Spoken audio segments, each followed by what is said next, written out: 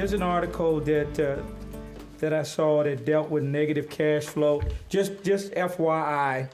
But as I read it, I thought about some strategies that I remember attempting to employ and still do, as I understand the reality that when you are engaging in a project, that you are essentially financing that project for that owner or that first tier, depending on what level you are at. So understanding that risk, and at the expense of time, I just won't touch the article, but things to consider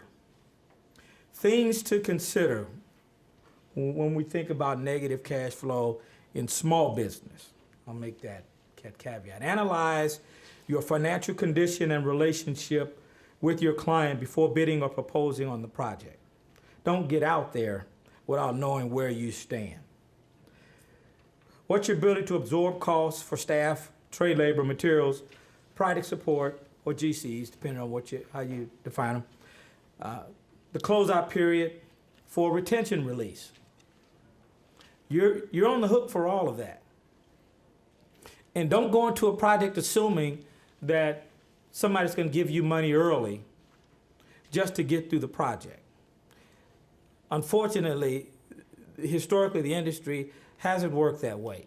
We've made some great strides in how we deal with small businesses, minority and women, through early pay, quick pay, or however we define that.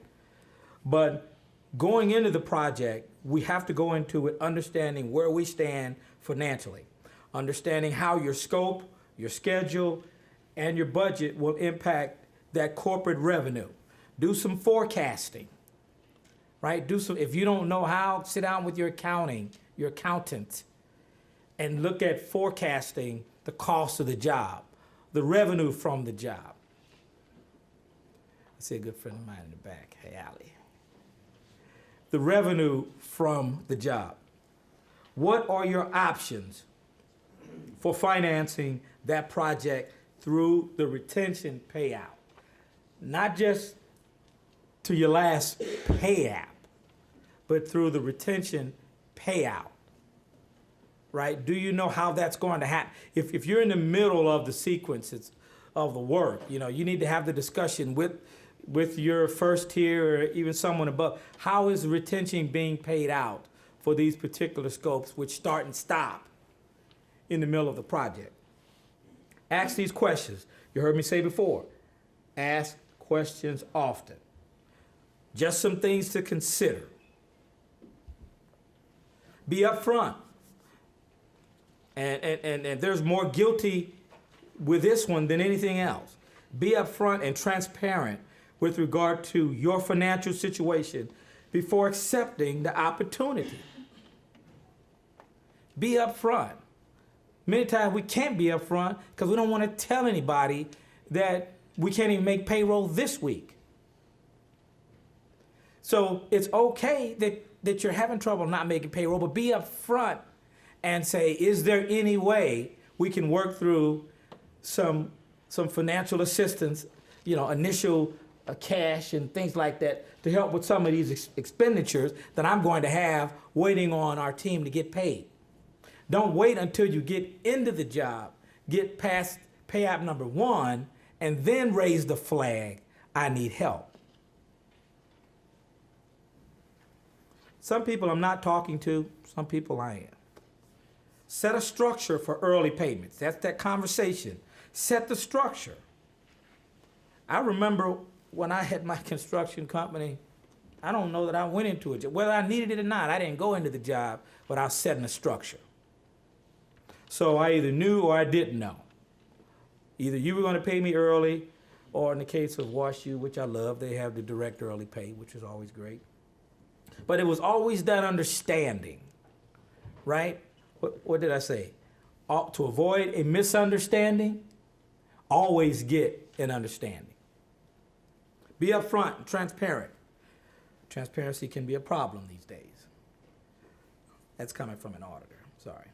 Set a structure for early payments. Joint checks. It's okay. Direct payments for your vendors. Establish the process for segregation of costs, right? Know the difference between the cost of your work versus your overhead, G&A expenses, your fee or your profits, however you define that. Don't mix. Don't mix your corporate with your personal. And I know sometimes it's hard to, to draw that line depending on where you are in your cycle.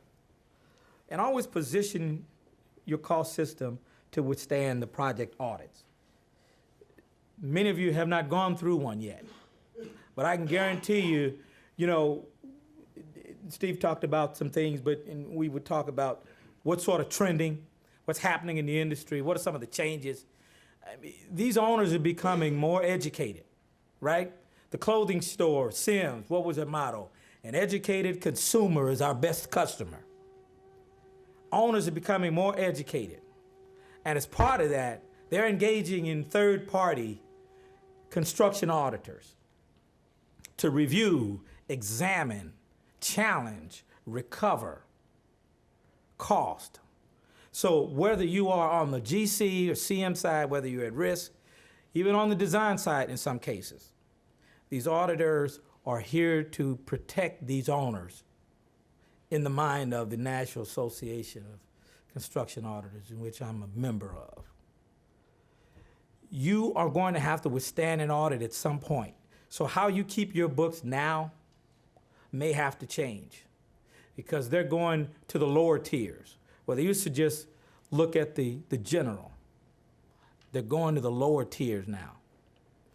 And you may be in a situation where you have money left on the job that now the auditor says the recovery program means that you owe money back. Project audits, done. Please read the negative cash flow piece and remember my things to consider. It might help you.